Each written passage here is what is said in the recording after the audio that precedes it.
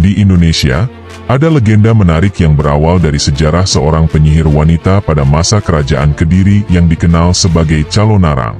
Kisah Calonarang pertama kali dicatat dalam naskah daun lontar dengan aksara Bali kuno, meskipun bahasanya Kawi atau Jawa kuno. Latar belakang sejarah.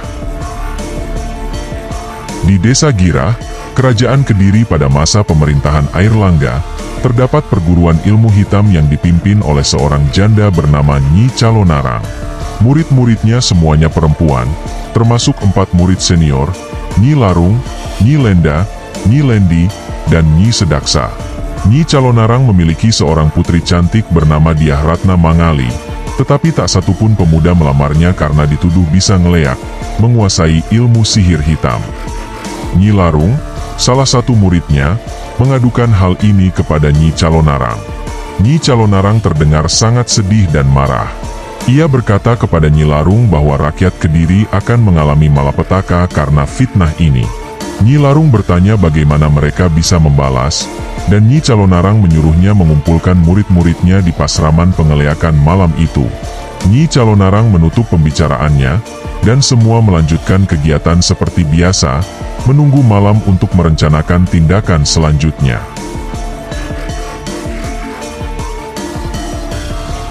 Gerubuk di Kerajaan Kediri. Pada siang hari di Kerajaan Kediri, kehidupan masyarakat berjalan dengan ramai dan penuh keceriaan seperti biasanya. Sebagian besar warga bekerja di sawah, menanam padi dan palawija. Anak-anak muda dengan gembira menemani orang tua mereka sambil menggembalakan hewan di sawah.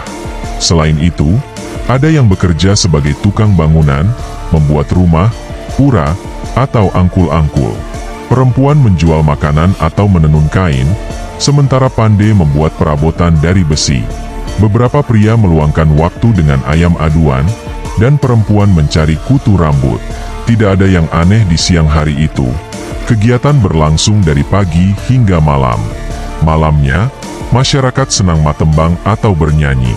Suka gong latihan di Balai Banjar menciptakan suasana nyaman, tentram, dan damai. Namun, setelah tengah malam, saat masyarakat sudah tertidur, suasana menjadi sunyi. Hari itu adalah Kajeng Kliwon, yang dianggap keramat. Masyarakat pantang keluar larut malam karena angker. Di saat semua tertidur, murid Nyi Calonarang yang jahat datang ke desa. Udara menjadi panas, angin dingin hilang, membuat tidur gelisah. Anak-anak dan bayi menangis, anjing melolong, dan kodok ribut meski musim kering. Desa terasa aneh. Endih turun dari langit seperti api palsu, diikuti leak berubah wujud, membuat masyarakat ketakutan. Seorang warga melihat kejadian itu dari jendela, lalu ketakutan dan berdoa memohon perlindungan kepada Hyang Maha Kuasa, kemudian sakit karena ketakutan berlebihan. Pada malam gelap di desa pesisir, para murid Nyi Calonarang dan 4 senior lainnya berjumlah 34 orang berkumpul. Hujan gerimis mengundang aroma tanah yang khas, memperkuat kesenangan para leak. Bola api berkejaran di langit, monyet besar, anjing liar, dan babi hutan bermain di jalan desa dengan riang gembira. Leak kambing, kerbau, dan jaran melintasi kerajaan Kediri. Salah satunya, leak celuluk, muncul di teras rumah. Ada pula leak berpakaian putih panjang yang berkeliling di jalanan. Di persimpangan desa, leak berwujud menara pengusungan mayat menari-nari, menjalankan perintah Nyi Calonarang. Suasana sangat mencekam. Penduduk tidak berani keluar rumah. Malam itu, para leak menyebarkan penyakit mengerikan di desa pesisir kerajaan Kediri. Setelah semalaman berpesta, saat fajar tiba, para leak kembali ke wujud aslinya. Hukum alam mengharuskan mereka kembali sebelum pagi. Nyi Calonarang dan murid-muridnya pulang, menunggu hasil dari malam kerja mereka. Keesokan harinya, penduduk desa terbangun dengan kekhawatiran.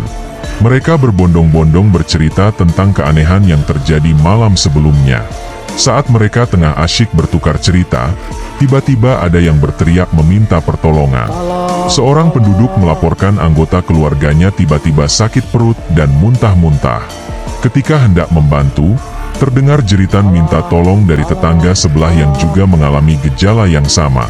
Kepanikan merajalela ketika beberapa penduduk lain juga muntah dan mencret, bahkan ada yang meninggal dengan cepat. Dalam kepanikan itu, mereka menguburkan yang meninggal dengan cepat. Namun, ketika pulang dari pemakaman, mereka yang ikut mengubur juga tiba-tiba sakit dan meninggal. Desa diguncang oleh wabah maut yang menyebabkan ketakutan dan kebingungan. Upaya mencari pertolongan dari para balian atau dukun juga sia-sia, karena mereka sendiri terkena penyakit dan meninggal. Penduduk yang masih hidup mencoba mengungsi, namun mereka yang melarikan diri juga terkena penyakit dan meninggal di luar desa. Situasi semakin menakutkan, dengan suara hewan-hewan malam yang mengganggu. Dalam kesedihan dan ketakutan, penduduk menyerahkan diri kepada Sang Hyang Widi, memohon agar bencana ini berakhir dan diberikan perlindungan. Mereka memasang pelindung magis di rumah-rumah mereka sebagai upaya menolak penyakit dan memohon perlindungan kepada Tuhan.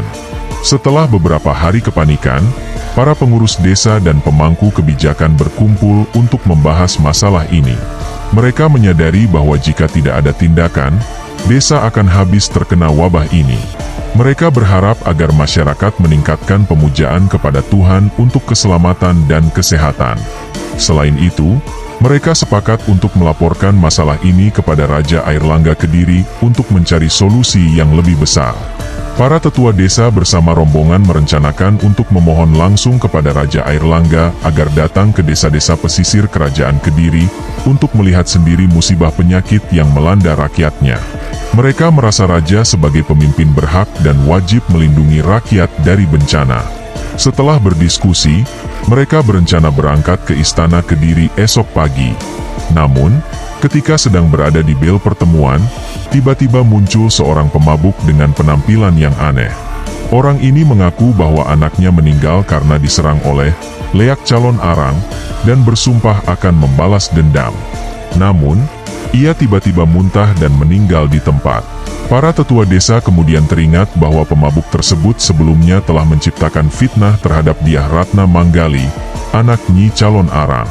Mereka menyadari bahwa pemabuk ini mungkin penyebab penyakit yang menimpa desa-desa pesisir. Mereka khawatir Calon Arang akan membalas dendam dengan ilmu yang dimilikinya. Para tetua desa sepakat untuk melaporkan kejadian ini kepada Raja Airlangga Kediri.